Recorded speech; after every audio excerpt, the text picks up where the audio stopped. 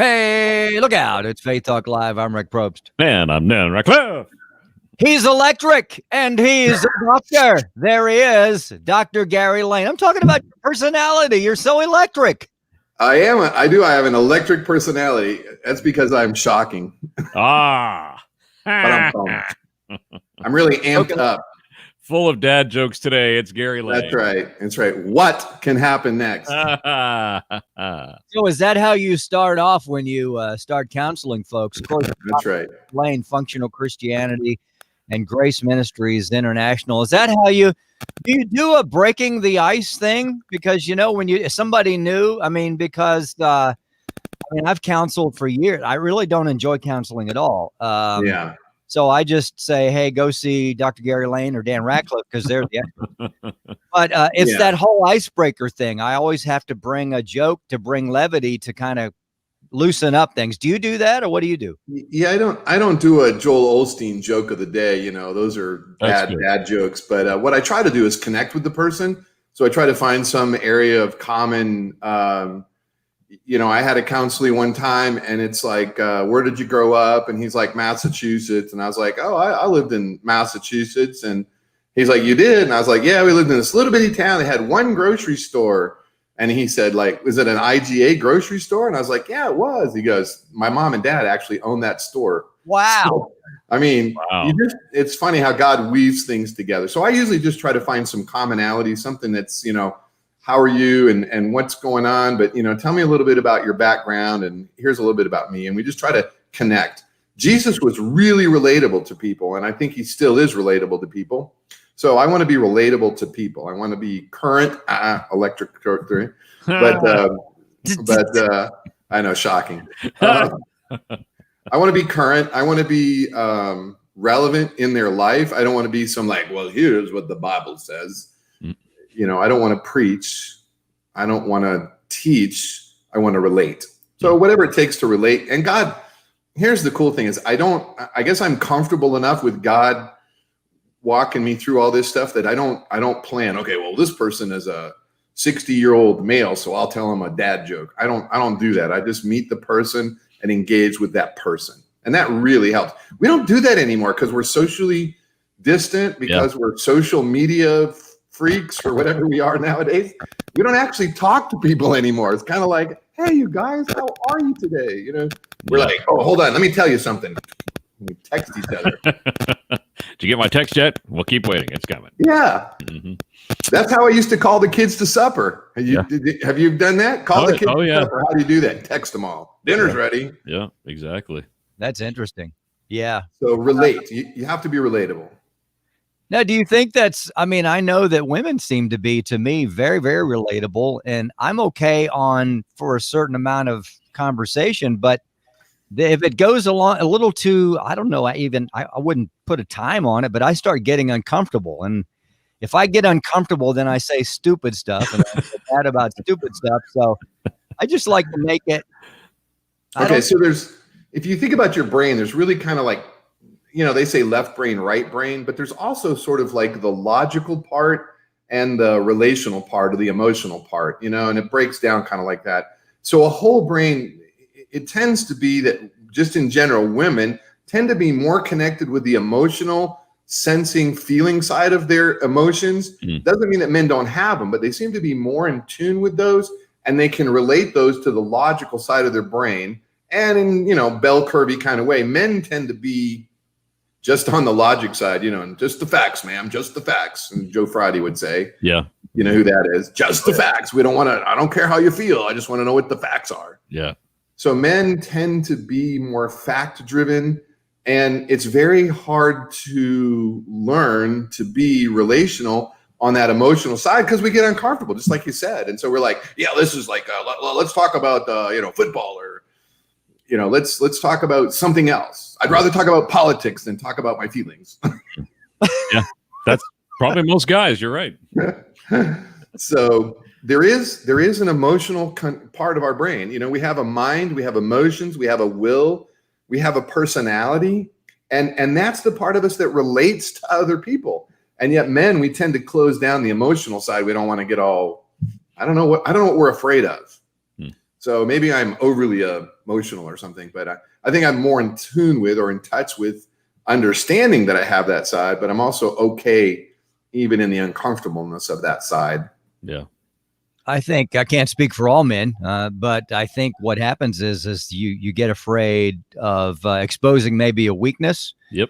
or insecurity, and you just want to measure up basically with the guys or whatever. Mm-hmm. So yeah, you're absolutely right. I think the number one thought that men have all day long is, "Am I enough?" Mm-hmm. Mm-hmm. So what is the number one thought that women have then? Am I lovable? Huh. Really? Yeah. Yeah. And I mean, that's Gary Layne's opinion after 8 years of counseling with lots and lots of couples and individuals. But women don't, okay, they have body image things, they got to look a certain way. They got to, act a certain way. Man, we don't really care. Okay, here's my pet peeve, right? You go to a dinner somewhere and you get this lady, and they got a couple. And the lady's got on, like, she's got a nice hairdo, and she's got her makeup on and lipstick, and she's got accessories and a beautiful dress and her shoes and everything. And the dude shows up in holy jeans and flip-flops. Right? I mean, not all the time, but that's one of my pet peeves. It's like, dude, if your wife or your girlfriend is, show her some love and respect and wash up. Wow. How did you know that about my wedding? I showed up in cutoff jeans. They were cutoff jeans too, right? They were jorts. Yeah. Oh, that's terrible. Dan, Rick, you can speak for all men because of that beard. Yeah. Jorts are coming back, Dan. I'm telling you. I'm going to invest. Listen, I'm going to invest in the jorts industry. Okay. And then we'll see who's laughing. Yeah, we'll all be laughing, Rick. We'll all be laughing. Yes, we will. All right, so I don't know. We've probably talked about this before. So here you're basically, and of course, like you said, it's not all men are the same. I mean, I feel like that I'm a little emotional, and since I tend to get on the emotional side, but I do have the logic side, and vice versa. For Donna. So how do you coexist with such differences? You learn to embrace your spouse's differences, not try to change your spouse's differences.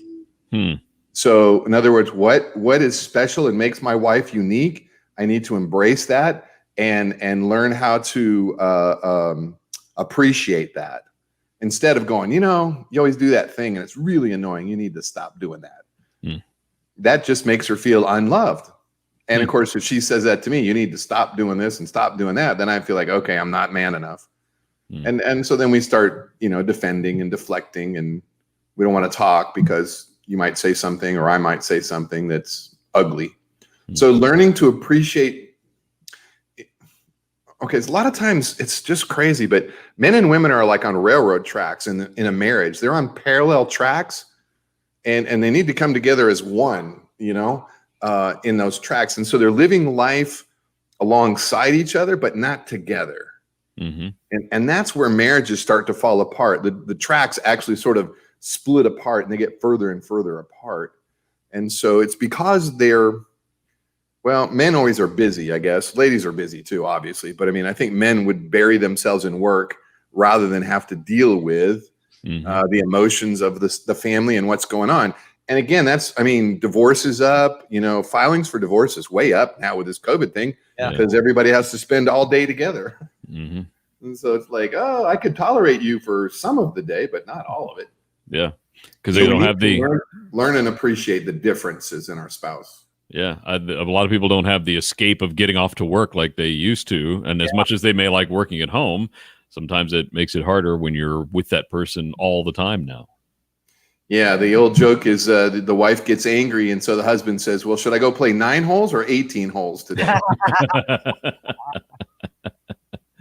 Or more. Dr. Gary Layne here, Functional Christianity, Grace Ministries International. So do you think that the differences were there all the time and we just didn't see them, or we didn't want to see them, or we were so struck in love that love is blind? they say. Yeah. Well, there's a lot of truth to that. There's also the honeymoon phase, the first 7 years as the honeymoon phase, or maybe not the full 7 years, but the 7-year itch comes when you realize you overlooked or you looked past some of the things that you don't like because you were so in love, or because you were like, this person completes me, or they make me feel special. And so, yeah, we do in courtship, we do overlook things that we maybe shouldn't overlook and address. That's why I use this really great tool for premarital counseling. It's a great tool. Grace Ministries does it, and I do it at Functional Christianity. Mine's more like a 1 day or a 2 day, boom, we're going to get in and look at all your differences right away. But it's a great tool that helps you look at the differences from a non-judgmental way, but it kind of rates and says, okay, you want no kids and they want 8. We got to talk about that. Yeah. So it's a great tool that I use to do premarital counseling, and it's a huge tool. It's a great tool. Gary Layne, Grace Ministries International and Functional Christianity, putting the fun in functional Christianity. That's right. Dr. Gary Layne. That's about time there. We need to wrap it up here unless we're doing 2 segments here, Rick.